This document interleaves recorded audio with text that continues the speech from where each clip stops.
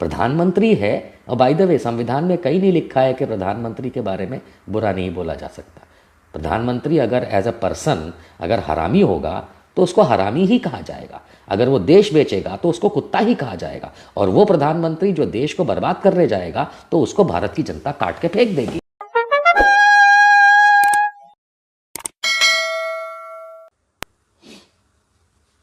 नमस्कार, भारत बिक्री दिवस पे आप लोगों का स्वागत है। मैं निशांत वर्मा, हमेशा का आपका दोस्त, आज भारत बिक्री दिवस पे आप लोगों को हार्दिक शुभकामनाएं देता हूं। देश बेचने की जो भी कसर बाकी रह गई थी वो आज भारत के प्रधानमंत्री नरेंद्र मोदी जी ने भारत की फाइनेंस मिनिस्टर निर्मला सीतारमण के थ्रू पूरा कर दिया है। इस देश में बेचने के लिए मेरे ख्याल से अब भारत के प्रधानमंत्री के कार्यालय और कुछ मिनिस्ट्रीज़ के सिवाय शायद ही कुछ बचा हो ऑफिशियली। अनऑफिशियली तो सब लोग बातें करते हैं, लेकिन आप सब मित्रों का देश और विदेश से निशांत वर्मा भारतीय बिक्री दिवस पे स्वागत करता है। इस देश को बिकने में जिन हालातों के थ्रू पिछले 7 सालों में मोदी जी ले गए हैं, इसकी शायद आवश्यकता ही नहीं पड़ती, लेकिन उन्होंने अपना समय लिया। पहले से पता है केपेबल आदमी नहीं है, बहुत ढीले हैं, सड़े हुए टमाटर की तरह जिसको कोई ख़रीदना नहीं चाहता, इसलिए धीरे धीरे बेच रहे थे। अब आखिरकार ये हालात आ गए हैं, सड़क तक बेच दी है। जो आदमी भारत का प्रधानमंत्री इस देश की सड़क तक बेच दे, जिस पे चल के हम और आप रोज़ जाते हैं आते हैं, क्योंकि वो तो हवा में उड़ते हैं, लेकिन जो व्यक्ति, जो देश का प्रधानमंत्री इस देश की सड़क बेचने की बात पार्लियामेंट में अपने फाइनेंस मिनिस्टर के थ्रू अगर करवा दे और बजट में आ जाए तो साहब फिर अब बिकने को बचा ही क्या है। सड़क बिक गई, बताइए, सड़कें बेचेंगे। और वो सड़कें इसलिए बेचेंगे क्योंकि जिस राह पे वो देश को ले जाना चाहते हैं वो तो हवाई मार्ग है, सड़क का क्या काम है।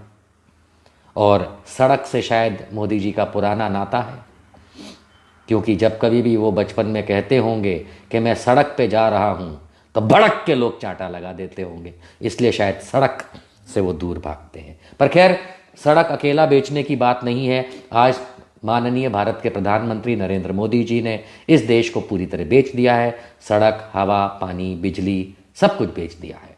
और ऐसा करने वाले भारत के पहले प्रधानमंत्री बने जिन्होंने हमारा और आपका जो भी भारत का एसेट्स है, जो भी भारत की कीमतें हैं, वैल्यूड चीज़ें हैं, उनको बेचने में कोई कसर नहीं छोड़ी है। ये देश विरोधी प्रधानमंत्री नालायक, पता नहीं किन लोगों ने चुन के बिठाया है। मेरा तो कुत्ता भी उसको वोट करने ना चाहे, अगर कुत्ते के पास वोटिंग पावर होती तो। लेकिन ये बात और है कि लोगों ने उनको वोट करके बिठाया, और शायद इसीलिए बिठाया कि इस देश को बेच दिया जाए। क्योंकि मैं ये भारतीय जनता पार्टी के लोगों और उनके फॉलोअर्स और मोदी के चाहकों को मैं बता दूं कि दोस्तों, अगर आपने, दोस्तों कहना तो गुनाह है, लेकिन भारतवासियों, आप में से जिन किसी ने भी अगर मोदी जी को इसलिए वोट किया, भारतीय जनता पार्टी को इसलिए वोट किया कि वो इस देश को बेच दें, तो सबसे बड़े देशद्रोही आप लोग हैं। मोदी तो खाली एक मोहरा बन के रह गया है। देखिए, इस बजट में कितनी कमाल की बातें कही गई, आप सब ने पूरे दिन पढ़ा, पूरे दिन देखा, लेकिन एक बहुत छोटी, 2-3 बड़ी छोटी छोटी बातें कहूँगा। कोरोना काल के अंदर 80 करोड़ लोगों को खाना खिलाया। किस भूतनी ने खिलाया? मोदी कहता है कि उसने खिलाया, और आज निर्मला सीतारमण फाइनेंस मिनिस्टर ने ऐसा कहा कि 80 करोड़ लोगों, 80 करोड़ भारतीयों को खाना खिलाया गया कोरोना काल में। 135 करोड़ की जनसंख्या में अगर बच्चों की संख्या निकाल भी दी जाए, जो कि करीब 40 करोड़ के आसपास होगी, तो इस देश के अंदर 90 करोड़ लोग बचते हैं। उस 90 करोड़ में से अगर 80 करोड़ को इन्होंने खाना खिलाया, तो ऐसे कौन से अभाग्यशाली 10 करोड़ रह गए? ये आप लोगों को और मुझे ढूंढना बाकी रह जाएगा कि ऐसे कौन से अभागे 10 करोड़ लोग रह गए जिनको मोदी जी खाना नहीं खिला पाए। हकीकत मानिए कि अगर चारों तरफ नज़र घुमाएंगे और याद करेंगे कि उस समय कैसे एनजीओज़ ने, किस तरीके से विभिन्न ऑपोजिशन दलों ने, कैसे आपने लोगों को मदद करी और किसी का राशन पहुंचाया, किसी का अनाज दिया, किसी को पका पकाया खाना खिलाया, हज़ारों लोगों को तो अगर उस तरीके से भी देखा जाए तो मेरे ख्याल से उन 80 करोड़ जनसंख्या की जो मिस्टर मोदी बात या उनके बजट में निर्मला जी बात कर रही हैं, उसे देश ने खाना खिलाया, ना कि देश की सरकार ने, क्योंकि ये देश की सरकार निकम्मी थी, निठल्ली है और अब जाने की कगार पे है। कैसे जाएगी उस पर आगे चर्चा करेंगे। दूसरी बात ये निकल करके आती है जो शशि थरूर जी ने बिल्कुल सही फरमाया, अंग्रेजी में ट्वीट किया, मैं हिंदी में बता देता हूँ, बात उनकी बिल्कुल पते की है। उन्होंने ये कहा कि मैं एक मैकेनिक के पास गया अपनी गाड़ी लेकर के और मैंने कहा इसके अंदर ब्रेक फेल हो गए हैं, तो बजाय ब्रेक को ठीक करने के उसने कहा कि मैं तुम्हारी गाड़ी का हॉर्न और ज़ोरदार कर देता हूँ ताकि भौं भौं बजाओ, ताकि लोग रास्ते से हट जाएं। अर्थात कहने का उनका तात्पर्य शशि थरूर जी का ये था कि जो समस्या का समाधान होना चाहिए था वो तो भारत सरकार ने किया नहीं, लेकिन इधर उधर की जो बातें करने की आदत सी है मिस्टर मोदी को, उस आधार पे वो आगे चलते रहे। फिर कुछ इस बात से आप समझ जाएंगे कि असली चीज़ जो करनी चाहिए वो इस भारत सरकार को करने में दम नहीं है, इधर उधर की बात करती। फिर एक बात कहीं से निकल के आई कि मैंने ध्यान से पढ़ा तो हेल्थ सेक्टर को लेके बहुत लंबी चौड़ी बातें की गई कि हेल्थ सेक्टर के अंदर बहुत सारा योगदान भारत सरकार करेगी और बहुत सारा पैसा वो वायरोलॉजी में लगाएगी, यानी वायरस के जानने के बारे में, वैक्सीन के बारे में, और कई जगहों पे छोटे छोटे सेंटर खोलेगी और पता नहीं क्या क्या करेगी। आप लोगों के और देश के इलाज के लिए मोदी जी तत्पर हैं। मोदी जी ने पहले ही कह दिया था आयुष्मान भारत नाम की जो स्कीम है उसमें लगभग आधे से ज़्यादा जनसंख्या को 5 लाख रुपए प्रति वर्ष का कवरेज मिलेगा। ये तो वो कह चुके हैं, लगभग आधी जनसंख्या को। तो अगर आधी जनसंख्या को 5 लाख रुपए का कवरेज मिल रहा है तो निर्मला जी, ये जो आपने इधर उधर की बात करी कि अब हम इतना पैसा इन्फ्यूज़ करेंगे और इतना पैसा इस चीज़ में डालेंगे, ये बेकार की बात करने की आवश्यकता क्या है?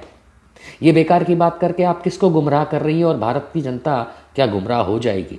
जब मोदी जी जो आपके प्रधानमंत्री है, देश के प्रधानमंत्री, उन्होंने कह दिया आयुष्मान भारत में हर व्यक्ति कम से कम आधी जनसंख्या का टोटल किया जाए तो 5 लाख रुपए प्रति वर्ष का कवरेज है। आप उसी में से खर्च दिखा दीजिए कि अब तक आपने कितना खर्च किया, इसके बारे में आपकी चोंच नहीं खुली। आप ये बताने पे मुनासिब नहीं समझती हैं कि उसमें से एलोकेटेड मनी में से कितना पैसा वापस है। आप ये बताने को मुनासिब नहीं समझती हैं कि आयुष्मान भारत के तहत आप कितने टाइप के बीमारियों को और कितने टाइप के जो अभी नई बातें आपने इन्फ्यूज़ करी हैं आज के बजट में, वो आप कैसे डाल रही हैं, कैसे नहीं डाल रही, नहीं वो आप बताएंगी नहीं। क्योंकि आयुष्मान भारत जो है वो भारत को बेवकूफ़ बनाने का एक तरीका था नरेंद्र मोदी द्वारा, वो चला नहीं। इसीलिए पिछले साल 2020 के बजट में भी निर्मला सीतारमण फाइनेंस मिनिस्टर थी, उन्होंने बजट कम कर दिया था आयुष्मान भारत का। वो इसीलिए कम कर दिया था क्योंकि मोदी जी बेवकूफ़ बनाते हैं और देश की जनता में कुछ भाग बेवकूफ़ बनता है, लेकिन फाइनेंस मिनिस्टर को तो अपने कागज़ दिखाने ही पड़ेंगे।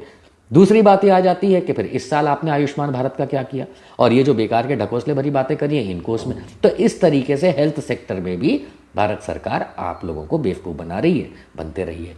फिर आगे चलते हैं तो उन्होंने पेट्रोल और डीजल पे सेस लगा दिया, अर्थात हर लीटर पेट्रोल बिकने पे 2.5 रुपया सरकार को जाएगा और हर लीटर डीजल बिकने पे 4 रुपया सरकार को जाएगा।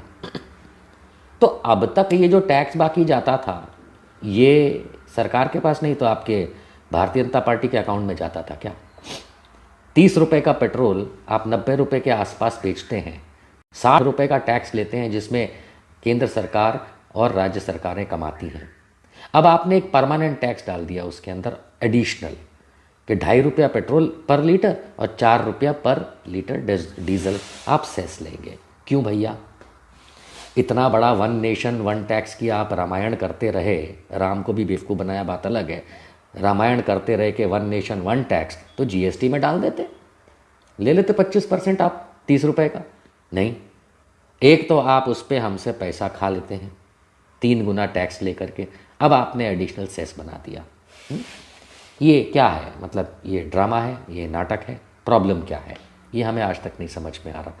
लेकिन क्योंकि ये निठल्ली निकम्मी सरकार जो है ये कमाना नहीं जानती, ढेले की आमदनी नहीं जानती, क्योंकि बचपन से कभी काम तो किया नहीं है।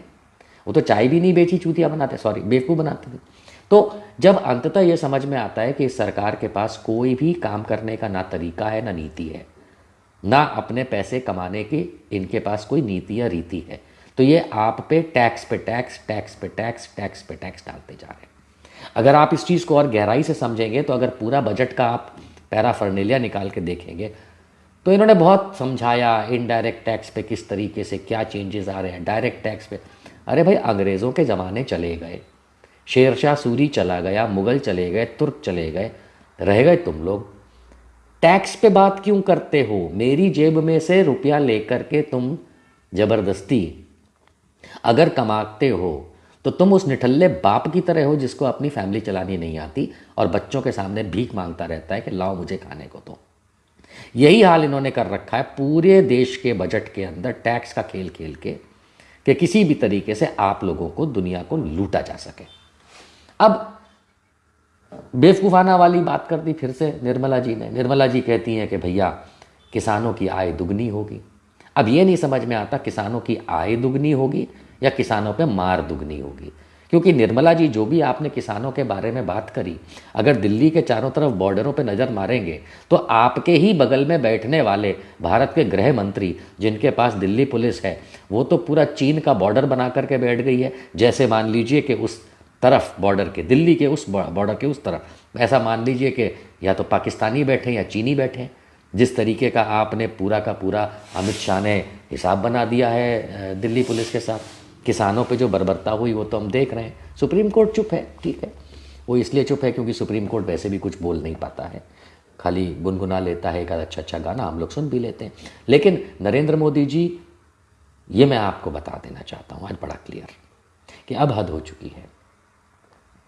आपने देश बेचने का पूरा इंतज़ाम कर लिया था, आज आपने देश बेच भी दिया। आपने इस देश के अंदर, जिसका आप कहते हैं 80 करोड़ लोगों को खाना खिलाया, दूसरी तरफ 60 करोड़ लोग किसानी से जुड़े इस देश के अंदर, 60 करोड़ से ज़्यादा है। तो जिसको आपने खाना खिलाया, आप कहते हैं बेसिकली वो आपको खाना खिलाता है, उसके साथ आप जो व्यवहार कर रहे हैं वो व्यवहार इस तरीके से है, अगर दिल्ली के चारों तरफ नज़र घुमा करके देखा जाए तो इन किसानों को दुश्मन मान रही है भारत सरकार।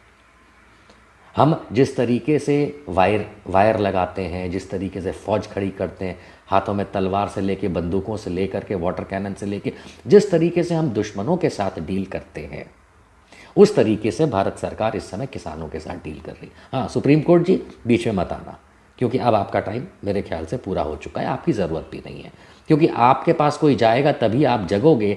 तो सुओ मोटो एक्शन करने वाले जो जजेस हुआ करते थे वो तो शायद अब गुजर गए या इस समय सेवा में नहीं है। आप तो वही करेंगे जब आपके पास कोई आएगा, भीख मांगेगा। लेकिन आप लोग तो शांतिपूर्वक जीने वाले अच्छे लोग हैं, आप लोग इस चीज़ से दूर रहिएगा, क्योंकि सरकार जो किसानों के साथ बदतमीज़ी कर रही है, सरकार जो आम भारतीयों के साथ बदतमीज़ी कर रही है, सरकार जो इस समय संसद में बजट के माध्यम से इस देश के साथ जो बदतमीज़ी कर रही है, माननीय सुप्रीम कोर्ट जी आप दूर रहिएगा, हम लोग डील करते हैं और हम डायरेक्ट डील करेंगे, ठीक है। सरकार भारत के लोग बनाते हैं, उखाड़ेंगे भी अब उसी को हम लोग डायरेक्ट करेंगे। सो आई रिक्वेस्ट माननीय Supreme Court and other courts to be out of it. बाकी ये पुलिस और सेना और भाजपा और संघी और पिल्ले जितने भी हैं उनको हम लोग अब डायरेक्ट भारत बात करेगा। So now coming to the basic crux of the point कि भाई किस तरीके से आप किसानों के साथ डील कर रहे हैं। अगर आप किसानों के साथ डील करते हुए ये सोच रहे हैं कि वो हमारे दुश्मन है, जिस तरीके से सारा का सारा विवाद दिख रहा है, किस तरीके की तैयारी है उनसे लड़ने भिड़ने की, तो याद रखिएगा, आप रोड पे फेंसिंग लगा सकते हैं, आप रोड पे बैरियर लगा सकते हैं, आप रोड पे कीले लगा सकते हैं, आप रोड पे पुलिस खड़ी कर सकते हैं, आप रोड पे बंदूक लगा सकते हैं, आप रोड पे इन किसानों को रोकने के लिए हर वो कोशिश कर सकते हैं जो आप करना चाहें। लेकिन याद रखिए, किसान ट्रैक्टर पे आता है, ट्रैक्टर खेतों में से आ जाएगा, तब कहाँ भागोगे मिस्टर मोदी? नहीं, जिस दिन किसान को आपने इतना कर दिया परेशान कि घूम जाएगा उसका दिमाग, तो हो जाएगा घमासान। अगर आप चाहते, मैं बता रहा हूँ, देश नहीं टूटेगा, भारतीय जनता पार्टी और संघ के चिथड़े उड़ाए जाएंगे। आप सड़क ब्लॉक करिए, प्लीज़ करिए, आपके अधिक वैसे भी बेचने वाले हैं तो शायद प्राइवेट आकर के कोई ना कोई उसको ब्लॉक और करेंगे। खैर, आपकी मर्जी है, आपको जितना ब्लॉक करना है करिए मिस्टर मोदी, आप सड़कें ब्लॉक कर सकते हैं। उस पर जितनी फौज और पुलिस लगानी है, जिस तरीके के हथियार लगाने हैं किसानों को रोकने के लिए, you are most welcome to do. लेकिन ट्रैक्टर कैसे रोकोगे? आपको लगता है ट्रैक्टर जो है वो रोड पे से आएगा? ट्रैक्टर आएंगे खेतों में से घूमते हुए, और दिल्ली के इर्द गिर्द जितना भी इलाका खेतों वाला है उसमें से अगर ट्रैक्टर अब की बार घुसे आपकी बदतमीजी मिस्टर मोदी की वजह से, तो फिर आप सोचिए क्या होगा, क्या होगा।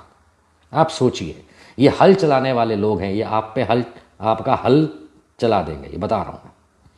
आपको ऐसा या किसी और को सुनने में ये बड़ा अजीबो गरीब लगेगा कि मैं किस तरीके की बात कर रहा हूँ, तो क्या करें, मुंह में उंगली डाल के सोते रहें? आप तो गांड में उंगली डाल के सोते रहते हैं, हम चूतियाँ हैं जो मुंह में उंगली डाल के सोते रहें? नहीं, क्या समझ क्या रहे mister BJP? What do you fucking think about your self? तुम लोग एक छोटी सी संख्या हो इस देश में, मैं मना नहीं करता, लेकिन तुम जानते हो उससे भी बड़ी संख्या कौन है इस देश में? भारतवासी। तुम्हारे जैसे निकम्मे पाकिस्तानी नहीं है यहाँ पे। तुम लोग जिस तरीके से इस देश को डील करना चाहते थे कर चुके हो। इसके बाद आज 1 फरवरी 2021 देश बेचने वाले बजट के बाद जिस तरीके से तुमने कुत्ते जैसा बजट पेश किया है, मैंने कहा कुत्ते जैसा बजट पेश किया मतलब जब भारत सरकार कुत्ता बन करके किसी के सामने पूछ हिलाएगी। फॉर एग्जाम्पल मोदी सरकार जो है ये इस समय कुत्ता बन करके अंबानी अदानी जैसों के सामने पूछ हिला रही है। माफ़ कीजिएगा, बहुत सारे लोगों को कुत्ते पसंद है, मुझे भी पसंद है, उदाहरण देना ज़रूरी है। तो कुत्ते की तरह अगर तुम पूछ हिलाओगे तो कुत्ते जैसा बजट कहलाएगा। और अगर कुत्ते जैसा काम करोगे तो जब कुत्ता आवारा हो जाता है तो उसको गोली मार दी जाती है। आवारा कुत्ते को सड़क पे गोली मार दी जाती है। जो खुजली वाला कीड़ा होता है उसको डंडे मार मार के भगाया जाता है। और तुम भारतीय जनता पार्टी मिस्टर मोदी हो चुके हो खुजली वाले कीड़े। तुम आवारा कुत्ते हो चुके हो, क्योंकि तुमने इस देश को ना सिर्फ बेचने की पूरी व्यवस्था कर डाली है, तुमने इस देश का जो मर्म है, जो आधी से अधिक जनसंख्या जो किसानी है, जो खेती करता है, जो फार्मर है, उसको जिस तरीके से तुमने डील कर रहा है और जिस तरीके से आगे तुम पूरी की पूरी तैयारी जो हम सब देख चुके हैं, सबके पास वीडियोज़ हैं, फोटोज़ हैं, न्यूज़ है, तो फिर याद रखो पागल कुत्ते को गोली मारी जाती है और तुम पागल कुत्ते हो नरेंद्र मोदी। और इसीलिए मैं तुमको आज चेतावनी देता हूं कि mister Narendra Modi, mister Amit Shah, mister Rajnath Singh and your entire ministry of BJP and all your BJP member of parliaments, MLAs, chief ministers, all your BJP members and you Sanghi dogs, तुम लोगों को जितना इकट्ठा होना है हो लो, क्योंकि तुम भूल रहे हो कि दिल्ली के इर्द गिर्द बहुत बड़ा हिंदुस्तान इकट्ठा हो चुका है। तुम भूल रहे हो कि इस देश में जिस तरीके से महापंचायत हो रही है किसानों की, करोड़ों किसान इकट्ठे हो चुके हैं और किसानों के साथ इस भारत का आम इंसान इकट्ठा हो चुका है। तुमने ये कुत्ते की मौत बुलाई है तो मिलेगी, क्योंकि ना तो हम ये देश बिकने देंगे, ना इस देश को झुकने देंगे, और जो इस देश को बेचेगा उसका गला काट के फेंक देंगे। सीधी बात है, जो इस देश को बेचेगा उसका गला काट के फेंक देंगे, क्योंकि ये देश मेरा ही नहीं, हम 137-35 करोड़ भारतवासियों का है। और मां बिकते देख नहीं सकते। अगर भारतीय जनता पार्टी तुमको लगता है कि भारत माता जो हमारी है उसको तुम बेच पाओगे, गला काट के फेंक देंगे तुम्हारा। मजाक नहीं कर रहा हूं। इस देश को जो बेचने की कोशिश करेगा या बेच रहा है उसका गला काट दिया जाएगा। Exactly, and there is nothing wrong in it. आप में से कोई बताएं, अभी देख रहे हैं वीडियो, बाद में देखेंगे वीडियो, अगर आपकी माँ को कोई बेच रहा होगा आप क्या करेंगे? पकौड़ा तलेंगे, थाली बजाएंगे, घंटा बजाएंगे, क्या करेंगे आप? आपकी माँ को कोई बेच रहा होगा तो आप क्या करेंगे? क्या करेंगे? मैं तो गला काट दूंगा, मैं तो गला काट दूंगा, कायदे से गला काट दूंगा। किसी के बाप में दम नहीं है कि जो अगर किसी की माँ को बेच रहा हो तो वो चुप रहे। और मैं जानता हूँ भारतीय जनता पार्टी के जो फॉलोअर्स हैं और जो राष्ट्रीय स्वयंसेवक संघ के लोग हैं और यहाँ तक कि जो आम वोटर है भारतीय जनता पार्टी का, वो भी इस बात को नहीं सहन करेगा कि कोई व्यक्ति उसकी माँ को बेच रहा हो तो वो आदमी चुपचाप घर पे मुंह में उंगली डाल के बैठा रहेगा। लेकिन नरेंद्र मोदी इस देश को बेच रहा है। जिनको नहीं समझ में आता है they are welcome to get out of this country. लेकिन अधिकांश भारत को यह समझ में आता है कि नरेंद्र मोदी इस देश को बेच चुका है, और वो इसलिए बेच चुका है क्योंकि इस गवर्नमेंट ने खुद के लिए पैसे नहीं कमाए। आपके और मेरी जेब पे टैक्स का बोझ बढ़ा बढ़ा के डायरेक्ट एंड इनडायरेक्ट कमा कमा करके ये साले खोखली सरकार हो चुकी है, जिसको इंग्लिश में कहते हैं bankrupt. So this bankrupt government has gone ahead and on this budget also levied heavy taxes on you. और अंत में ये निकल करके आता है कि जिन पे टैक्स डाल रहे हो उन्हीं के साथ बर्ताव गलत कर रहे हो। तुम किसान का मतलब क्या? इस देश में 60 करोड़ से ज़्यादा जनसंख्या फार्मिंग जनसंख्या है। चाहे वो आदमी हो, औरत हो, बूढ़ा हो, जवान हो, बच्चे हो, कोई भी हो, वो फार्मिंग से रिलेट करते हैं, किसानी से रिलेट करते हैं। मोर देन 60 करोड़ यानी आधी से ज़्यादा जनसंख्या। तो तुम किसको बेवकूफ़ बना रहे हो mister Modi? Forget about your budget के अंदर ऑल बकवास दैट यू हैव डन, कोई सेंस नहीं बनता। इसमें बजट का निचोड़ तो, जो मैंने एक पोस्ट पे भी लिखा था कि बजट का निचोड़ तो यही है, मोदी की माँ का घोंसला। इससे ज़्यादा क्या हो सकता है? Correct. So my point that I am trying to make today is, I am not debating, मैंने डिस्कस नहीं कर रहा कि बजट के अंदर उन्होंने फला जगह 100 रुपये दिए और वहाँ 20 रुपये दिए। क्या आप मान सकते हैं कि डिफेंस का बजट भी उतना नहीं इंक्रीज हो पाया जितना होने की आवश्यकता थी? वहाँ चीन घर में घुस रहा है, वहाँ पाकिस्तान हमारे से परेशान करता है, उधर नेपाल हम पे अटैक करता है, और मोदी अपने राशन को बचाने के लिए डिफेंस का बजट भी ठीक नहीं करता। क्यों ठीक नहीं करता? क्योंकि वो बिका हुआ आदमी है, प्रधानमंत्री है। और बाय द वे, संविधान में कहीं नहीं लिखा है कि प्रधानमंत्री के बारे में बुरा नहीं बोला जा सकता। प्रधानमंत्री अगर एज अ पर्सन अगर हरामी होगा तो उसको हरामी ही कहा जाएगा, अगर वो देश बेचेगा तो उसको कुत्ता ही कहा जाएगा, और वो प्रधानमंत्री जो देश को बर्बाद करने जाएगा तो उसको भारत की जनता काट के फेंक देगी। गलत क्या है? कौन सा सुप्रीम कोर्ट मेरे को ये कहेगा कि बिकती हुई मां को बचाना मेरा फर्ज नहीं है? कौन सुप्रीम कोर्ट ये कहेगा कि जो देश का प्रधानमंत्री की पोजीशन पर बैठा हुआ आदमी मेरे देश को बेच रहा हो, भारत माता को बेच रहा हो, मेरी मां को बेच रहा हो, जमीन जो मेरी मां है उसको बेच रहा हो, उसका गला नहीं काट के फेंक देना चाहिए? कौन सुप्रीम कोर्ट मना करेगा? अरे सेल्फ डिफेंस में तो मर्डर करना अलाउड है, तो देश को बचाने के लिए सेल्फ डिफेंस जरूरी है। ये देश को बचे, देश हमारी मां है, यही कहा जाता है, धरती हमारी माता है। इस धरती माता को वो बेच रहा है, मार रहा है, काट रहा है, तो सेल्फ डिफेंस में उसको काट के फेंकना चाहिए कि नहीं फेंकना चाहिए? नहीं फेंकना चाहिए। मैं तो कह रहा हूं नरेंद्र मोदी को काट के फेंक देना चाहिए, क्योंकि वो देश को काट रहा है, बर्बाद कर रहा है, देश को खत्म कर रहा है। इस जमीन जिसको धरती माता हम कहते हैं उसको बेच रहा है। भारत सरकार की सारी प्रॉफिटेबिलिटी को खत्म कर चुका है। तो ऐसे आदमी को जिंदा रहने का अधिकार कहां है? सेल्फ डिफेंस में हमारी धरती माता को तुम मारोगे, भारत माता को मारोगे, तो नरेंद्र मोदी हम पूरा भारत तुमको काट के फेंक देगा, किसी को अच्छा लगे चाहे बुरा लगे। और जो उसके संगी पिल्ले हैं ना, आपको नहीं अच्छा लगेगा ना, गांव मराने जाओ, कोई फर्क नहीं पड़ता हमको, कोई फर्क नहीं पड़ता। ये देश की बहुत बड़ी जनसंख्या जो है इस समय तकलीफ पे है। अंधभक्तों को कोई फर्क नहीं पड़ेगा, क्योंकि वो अंधे हैं, वो तो मरते मर जाएंगे, लेकिन वो अपने बाप के पास चले जाएंगे, इसलिए उनको छोड़ दीजिए। वो है भी मुश्किल से 10% है, 12% है इस पूरे देश के लिए, उससे ज़्यादा नहीं है वो। बाकी 90% जनसंख्या जो है वो इस भारत माता को मरते हुए नहीं देख सकती। और चीफ जस्टिस बोबड़े साहब, नमस्ते, मेरा मैसेज है, मैं लीगली गलत साउंड करता हूँ, लेकिन सेल्फ डिफेंस में मेरी भारत माता को मारने वाले को, चाहे वो प्रधानमंत्री नरेंद्र मोदी क्यों ना हो, उसका गला काट देना जरूरी है। फिर तो नहीं छोड़ा जा सकता ऐसे लोगों को, क्योंकि हद, सीमा, लिमिट की भी ब्लडी लिमिट होती है। और ऐसा नहीं है कि सिर्फ सरकार में कोई चुन के आए हुए लोग जो बैठते हैं वही अक्लमंद होते हैं और बाकी जनसंख्या चूतिया होती है, ऐसा कतई नहीं है। हम सबको पता है देश में क्या हो रहा है, सबको पता है। बजट में झूठ पे झूठ, फरेब पे फरेब ये सरकार करती आई है। और इस समय जो सरकार ये कर रही है, जिस तरीके से देश को बेच रही है, हाउ डू वी अलाउ?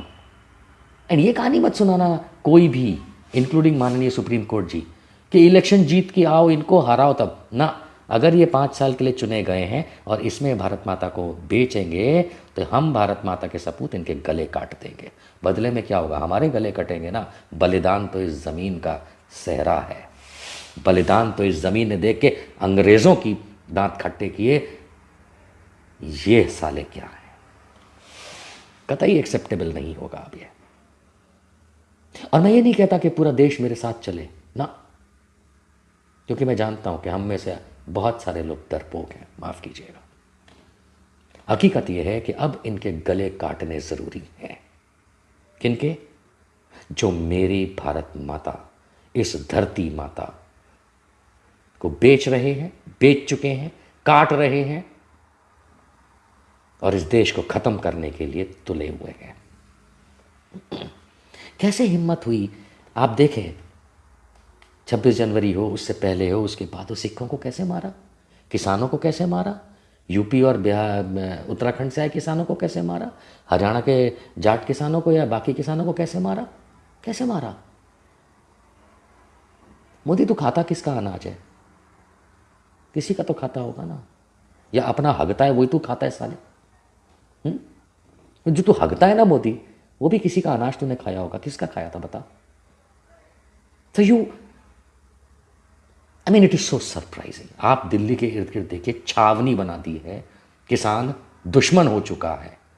देखिए वीडियोस चारों तरफ, देखिए फोटोज, किसान एज इफ दुश्मन हो हमारा, सरकार का ऐसा बना दिया है। इस तरीके की तैयारी है। चीन पाकिस्तान के जैसे वो लोग बैठे हों। What is this? What is this? नहीं, अब इनफ इज इनफ। मोदी जैसे कमीनों का गला काटना पड़ेगा, अच्छा लगे चाहे बुरा लगे। क्या करोगे? मेरा गला काट दोगे? काट दो। तुम मेरा एक गला काटोगे, 10 लाख निशांत वर्मा पैदा होंगे। और मोदी जैसा का गला काटोगे तो 10 लाख मोदी पैदा होने से रुक जाएंगे। इस देश, इस सरजमीन, इस धरती माता को अब नहीं बिकने दिया जाएगा, अब नहीं कटने काटने दिया जाएगा। और नरेंद्र मोदी हरामजादे, तेरा गला काटा जाएगा, क्योंकि तूने देश का गला काट दिया, देश की मां काट दी तूने। Oh, any police case on me? करो। यूएपीए क्या होता है? What is this? एक निशांत वर्मा को पकड़ोगे, 10 लाख निशांत वर्मा तुम्हारा घर फोड़ देंगे आके।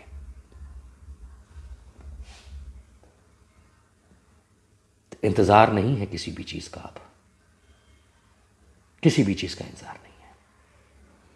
तुमने भारत माता बेची, तुमने भारत माता का वध किया, तुमने भारत माता, इस धरती माता के जो असली सपूत हैं किसान, उनका जीना हराम कर दिया। तुम मां के भाई हो कौन? कौन? कुत्ते की औलादो, कौन हो? काटो इन लोगों का गला, काटो। इनफ। क्या होगा दोस्तों? इस वीडियो के माध्यम से क्या देता हूं मैं, ज़्यादातर कल को निशांत वर्मा को कल परसों नर्स में अरेस्ट कर लेंगे, जेल में डाल देंगे। आग मत बुझने देना, ये आग मत बुझने देना। आग बुझ गई, कसम इस धरती माता की, कभी जिंदगी में सक्सेसफुल नहीं हो पाओगे, तुम्हारे बच्चों को मुंह नहीं दिखा पाओगे। मैं सूली चढ़ने को तैयार हूं, लेकिन इस कमीनेपंथी को रोकना पड़ेगा और उसका एक ही तरीका है। And I am not begging in front of anybody political party of this country. No, हम भारतवासियों को कदम उठाने पड़ेंगे।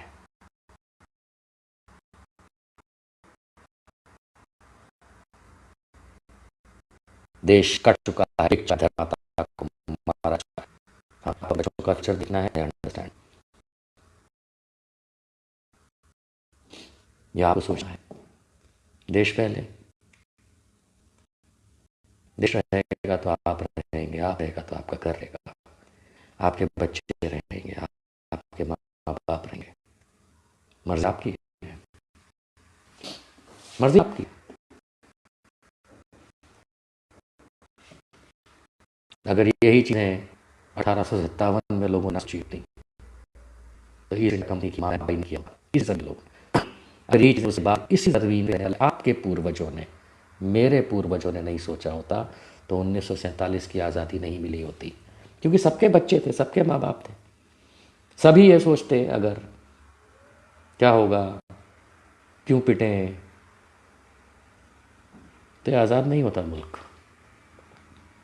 मेरे दादा दादी ने लाठियाँ खाई, मेरे दादा दादी ने जेल का टाइम काटा सालों साल, आप लोग को भी नहीं काटा हुआ, सब ने अपने अपने तरीके से किया। लेकिन इस देश के अंदर जगना तो आपको ही पड़ेगा, वरना ये रावण राज करते रहेंगे। To make some political party win against them, ये स्टोरी नहीं है, इट्स इनफ। आज का बजट उठा के देख लीजिए, देश बेच दिया है। आज के हालात देख लीजिए, किसान जो मेरे धरती पुत्र हैं उनको ऐसा बना दिया जैसे कि वो पाकिस्तानी और चीनी हो। क्या बचा है फिर? कौन सी सेना और फौज हमारे साथ और पुलिस हमारे साथ लड़ेगी? आओ आओ लड़ो, आओ लड़ो। बड़ा आज हमने ये सुना कि अब तो संघ के लोग या भारतीय जनता पार्टी या कह लें मोदी के फॉलोअर्स ये कहने लगे हैं कि किसान का अनाज की कीमत चुका के खरीदा है भाई, कोई एहसान नहीं किया है उस पर। ये वो हरामजादे हैं, कुत्ते के कमीने के औलादे हैं, ये उन संघियों के प्रेरणा वाले लोग जो कल को इस सेना को और सैनिक को कह देंगे कि भैया तेरे को तनख्वाह मिलती है, किस बात की इज्जत मांगता है, जा चुपचाप बॉर्डर पे खड़ा रहे, मर साले। वो ये बोलेंगे, वो यही बोलने वाले हैं। नेक्स्ट लाइन ये है इनकी। आज जब ये सुनने में आ रहा है कि किसान को ये मोदी के चूतिए पिल्ले अगर ये कहने लगे हैं, मोदी के पिल्ले किसान को कि पैसा दे के तेरा अनाज लिया है, तूने कोई हम पे एहसान नहीं किया, ये कहने लगे मोदी के पिल्ले, तो कल को यही मोदी के पिल्ले सैनिकों को कहेंगे कि चूतिए तेरे को पैसे दिए, तनख्वाह दिए, जा मर जाके बॉर्डर पे, यहाँ पे अपनी इज्जत की मैया मत कर। ये वही देशद्रोही लोग हैं, ये वही देशद्रोही लोग हैं।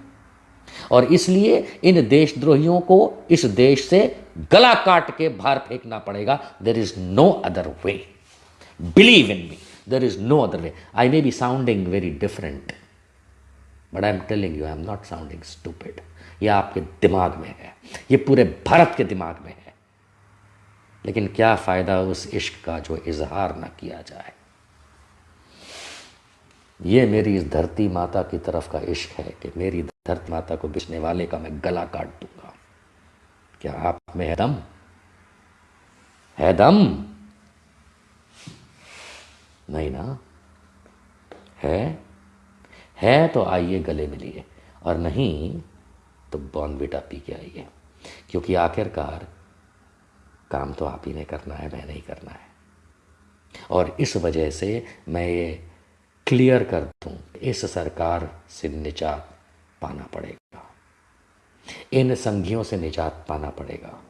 घर पे लंगोट में छुप के बैठने से कुछ नहीं होगा।